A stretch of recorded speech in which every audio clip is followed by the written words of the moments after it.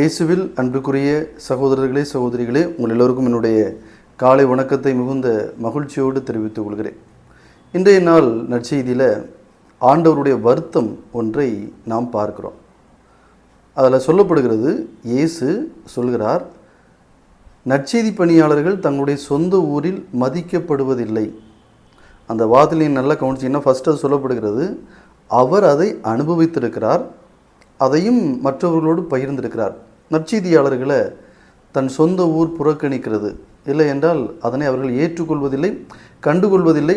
ரொம்ப சாதாரணமாக அப்படி ஜஸ்ட் லைக் தட் அப்படி எடுத்துகிட்டு போகிறாங்க அப்படிங்கிறது இன்றைக்கி ஆண்டவருடைய ஒரு கூற்றாக இருக்கிறது. ஆனால் அதன் பிறகு இவர் செய்த புதுமைகளையும் இவருடைய நற்பெயரையும் பார்த்து அவருடைய சொந்த ஊரில் அந்த கலிலேய பகுதிகளில் இயேசுவை அவர்கள் ஏற்றுக்கொள்கிறார்கள். அதையும் இயேசு இன்றைக்கு கண்டிப்பதை நாம் பார்க்கிறோம். ஸோ இந்த சிந்தனையின் அடிப்படையில் எப்படி நம்முடைய வாழ்க்கைக்கு இந்த கருத்து இன்றைக்கு என்ன வாழ்க்கை பாடம் தரும் என்று பார்க்கிற பொழுது இதே சூழ்நிலையை நம்முடைய வாழ்க்கையிலும் பார்க்கலாம். நான் இங்கே நற்செய்தி பணியாளர் அதெல்லாம் விட்டுருங்க, ஒவ்வொரு தனி மனித ஆளுமை எடுத்துக்கொள்ளுங்களேன். ஸோ தனி மனித ஆளுமைகள் இன்றைக்கி ஒவ்வொருத்தரும் பல்வேறு திறமைகளோடும் பல்வேறு ஆற்றல்களோடும் பல்வேறு நல்ல தன்மைகளோடும் இன்றைக்கி எல்லா மனிதர்களுமே இருக்கிறாங்க. உங்கள் வீட்டுக்குள்ளே எடுங்க, உங்கள் கணவரை பாருங்கள், உங்கள் மனைவியை பாருங்கள், உங்கள் பிள்ளைகளை பாருங்கள், உங்கள் அண்ணன், உங்களுடைய தங்கை, உங்களுடைய அக்கா, உங்களுடைய தம்பி, சொந்தக்காரங்க, உங்களை சுற்றி இருக்கிறவங்க, நீங்கள் அது கூட விட்டுங்க, உங்கள் வீட்டுக்குள்ளேயே பாருங்களேன். அவர்களுக்குள்ளும் நிறைய திறமைகள், நிறைய ஆற்றல்கள், நிறைய அற்புதமான தன்மைகள் இவையெல்லாம் இருக்குது. ஆனால் பல நேரங்களில் என்ன நடக்குது அப்படின்னா, இவையெல்லாம் இன்றைக்கு கண்டுகொள்ளப்படுவதே இல்லை. இந்த திறமைகள் உங்கள் கூட இருக்கிறவங்க, உங்கள் வீட்டில் இருக்கிறவங்க, உங்களுக்கு ரொம்ப நெருக்கமானவங்க, நீங்கள் ரொம்ப நேசிக்கிறவங்க, இவர்களுடைய ஆற்றல்கள், இவருடைய நற்குணங்கள், இவருடைய நல்ல தன்மைகள், இவருடைய பேராண்மையான விஷயங்கள் இவையெல்லாம் இன்றைக்கு கண்டுகொள்ளப்படுவதே இல்லை. ஆனால் வெளியே நம்மளை சுற்றி இருப்பாங்க பாருங்கள், நம்மளுக்கு யாருன்னே தெரியாது, ஏன்னா நம்மளை விட்டு தூரமாக இருப்பாங்க, என்றைக்காவது நீங்கள் அவங்கள சந்திக்க வேண்டியது இருக்கும். ஆனால் அவங்க செய்யக்கூடிய சின்ன செயல் கூட, சின்ன நல்ல செயல் கூட, அவங்கள்ட்ட இருக்கக்கூடிய சின்ன ஆற்றல் கூட பெரிதாக பார்க்கப்பட்டு அதை பாராட்டக்கூடிய ஒரு மனநிலை, இல்லை என்றால் அதை கண்டுகொள்ளக்கூடிய ஒரு மனநிலை, அதை போற்றக்கூடிய ஒரு மனநிலை நம்மிடம் இயல்பாகவே இருக்குது. இந்த கேள்வி நான் கேட்டு பார்க்குறேன், ஏன் நம்ம கூட இருக்கிறவங்கள நம்மளால் ரசிக்க தெரியல? நம்ம கூட இருக்கிறவங்கள நம்மளால் ஏன் மதிக்க தெரியல? நம்ம கூட இருக்கிறவங்கள ஏன் நம்மளால் பாராட்ட தெரியல? நம்முடைய அன்பை யார் யாருக்கெல்லாமோ கொட்டிக்கிட்டு இருக்கிறோம், ஆனால் கூட இருக்கிறவங்கள ஏன் கொட்ட தெரியல? சின்ன சிம்பிள் லாஜிக், ஏன்னா சிம்பிள் விஷயம் சொல்கிறேன் பாருங்களேன். யார் யாருக்கெல்லாமோ குட் மார்னிங் சொல்வீங்க, யார் யாருக்கெல்லாமோ வாட்ஸ்அப்பில் நல்லா இருக்கிறீங்களா, அவங்களுக்கு ஏதாவது ஒன்று அடிபட்டுட்டுன்னா அதை திரும்ப திரும்ப கேட்போம். ஆனால் நம்ம வீட்டுக்குள்ளே நம்ம குடும்பத்தில் இருக்கக்கூடியவங்களுக்கு எவ்வளவோ பிரச்சனை இருக்கும், அதை பற்றி ஒரு நாள் கேர் பண்ண மாட்டோம், அவங்களுக்கு ஒரு குட் மார்னிங் சொல்ல மாட்டோம், அவங்கள நம்ம பாராட்டவே மாட்டோம். ஆனால் இவையெல்லாம் வெளிப்புறத்தில் உள்ளவங்களுக்கு நம்ம இன்றைக்கி நிறைய செய்கிறோம். அப்படின்னா நமக்குள்ளே இந்த பிரச்சனை ஆழமாக வேரூன்றி போயிருக்கிறது. இது ஒரு நல்ல உதாரணத்தோடு பார்த்தோம்னா இன்னும் நல்லா புரியும். இப்போ நாம் எல்லோரும், இப்போ நான் தூத்துக்குடி, நீங்களும் தூத்துக்குடியில் இருக்கிறவங்க கேட்பீங்க, மற்றவங்களும் கேட்பீங்க. நான் தூத்துக்குடியை உதாரணமாக எடுத்துக்கிறேன்.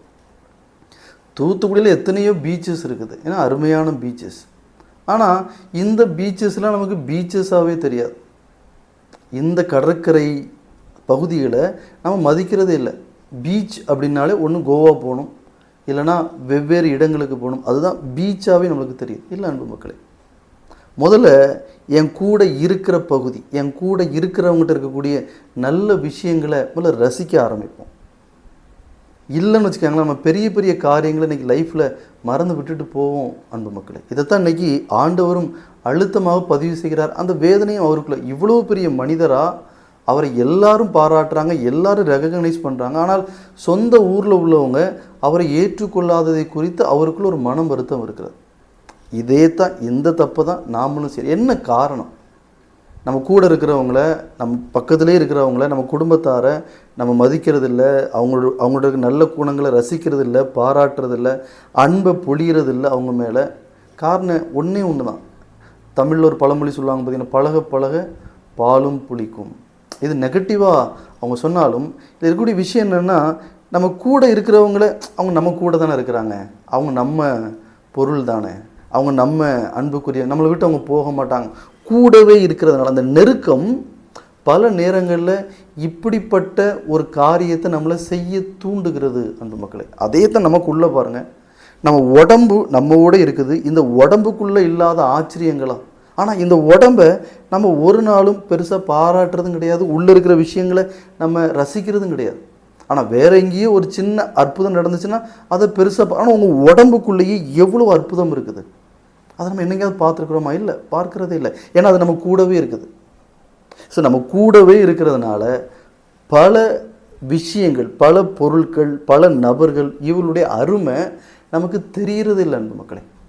இதை நான் பல பங்குகளில் அனுபவிச்சிருக்கிறேன். ஏன்னா நம்ம ஒரே கருத்து தான் திருப்பலியில் பல நேரங்களில் சொல்லுவோம் ஒரு கருத்தை, ஆனால் அந்த கருத்தை அவங்களுக்குள்ளே போய் சேரவே சேராது. ஆனால் அதே கருத்தை தான் இன்னொரு ஃபாதர் வெளியே இருந்து சொல்லுவாங்க. அப்போ என்கிட்ட வந்து சொல்லியிருக்கிறாங்க, ஸோ அந்த கருத்து நீங்கள் நல்லா இருந்துச்சுலாம். நான் அப்போ அவங்கள்ட்டலாம் கேட்பேன், இதே கருத்து தான் நான் உங்கள்கிட்ட பல முறை உங்கள்கிட்ட சொல்லியிருக்கிறேன். ஏன் அப்படின்னா இது நம்ம ஃபாதர் தானே, இந்த மனநிலை அது ரைட்டாக தப்பா தெரியல. ஆனால் இதை விட்டுருங்க, இந்த ஃபாதர் தன்மையை விட்டுட்டு உங்கள் வீட்டுக்குள்ளே இருக்கிறத பாருங்கள். உங்கள் அப்பாட்ட இருக்காத நல்ல குணங்களா? உங்கள் அம்மாட்ட இருக்காத நல்ல குணங்களா? உங்கள் அம்மா காட்டாத பாசமா? உங்கள் அப்பா காட்டாத பாசமா? உங்கள் பிள்ளைகள்கிட்ட இருக்காத நல்ல குணங்களா? அவங்ககிட்ட இருக்காத திறமைகளா? அல்லது உங்கள் அண்ணன்ட்ட, உங்கள் அக்காட்ட, உங்கள் தம்பிகிட்ட, உங்கள்கிட்ட தங்கச்சிட்ட இல்லாத அந்த அற்புதமான ஆற்றல்களாக வெளியே உள்ளவங்ககிட்ட இருக்குது. ஆனால் அதை விட அதிகமாக உங்கள் கூட இருக்கிறவங்ககிட்ட நிறையவே இருக்குது. அதையே நம்ம பார்க்கிறதே இல்லை அன்பு மக்களே. இன்னைக்கு கொஞ்சம் அனலைஸ் பண்ணி பாருங்கள். உங்கள் குடும்பத்துக்குள்ளே, உங்கள் வீட்டுக்குள்ளே இருக்கிறவர்களுடைய நற்குணங்கள் என்னென்ன, அவங்ககிட்ட இருக்கக்கூடிய திறமைகள் என்னென்ன, அவங்ககிட்ட இந்த வரக்கூடிய அந்த அன்பினுடைய அந்த அளவு என்னென்ன, அதை எல்லாவற்றையும் இன்னைக்கு கொஞ்சம் பார்த்து அவங்கள பாராட்டுங்க. தயவுசெய்து அவங்கள ரெகக்னைஸ் பண்ணுங்கள். அவங்க மேலே உங்கள் அன்பை பொழிங்க நிச்சயமாக. ஏன்னா உள்ளுக்குள்ளேயே நம்மளால் சில விஷயங்களை செய்ய முடியல அப்படின்னா, நீங்கள் வெளியே செய்கிறேன் அப்படின்னு சொல்வீங்க அப்படின்னா, அவை எல்லாம் நான் அழுத்தமாக செய்கிறேன் வெறும் போலித்தனமானவைகள் மட்டுமே. அது உண்மையாக இருக்கவே முடியாது. ஏன்னா என் கூட இருக்கிறவங்கள ரசிக்க முடியல, என் கூட இருக்கிறவங்கள அன்பு செய்ய முடியல, என் கூட இருக்கிறவங்கள பாராட்ட முடியல, அவங்கள்ட்ட நன்மைத்தன்மைகளை என்னையில் பார்க்க முடியல. ஆனால் வெளியே உள்ளவங்கள்ட்ட பார்க்குறேன் அப்படின்னா அவை எல்லாம் மியர் போலித்தனம், ஃபேக், உண்மையாகவே அன்பு மக்கள். எனவே இன்றைக்கி ஆண்டவர் வருத்தப்படுற மாதிரி உங்கள் கூட இருக்கிறவங்க வருத்தப்படுறாங்க. ஏன் என் மனைவி என்னை கண்டுகொள்கிறதே இல்லை? ஏன் என்னுடைய கணவர் என்னை கண்டுகொள்கிறதே இல்லை? ஏன் என்னுடைய அப்பா அம்மா என்னை பாராட்டுறதே இல்லை? ஏன் என்னுடைய உடன் சகோதர சகோதரிகள் என்னை ரெக்கக்னைஸ் பண்ணுறதே இல்லை? இந்த வலியை, வேதனையை உங்கள் கூட இருக்கிறவங்களுக்கு தயவு செஞ்சு கொடுத்துடாதீங்க. அவர்களையும் கண்டுகொள்ளுங்கள், அவர்களையும் பாராட்டுங்க, அவங்களையும் ரெக்கக்னைஸ் பண்ணுங்கள். நிச்சயமாக சொல்கிறேன், உங்கள் குடும்பம் ஒரு உன்னதமான அற்புதமான சொர்க்கமாக மாறும். கேட்க செவியுள்ளோர் கேட்கட்டும். ஆமென்.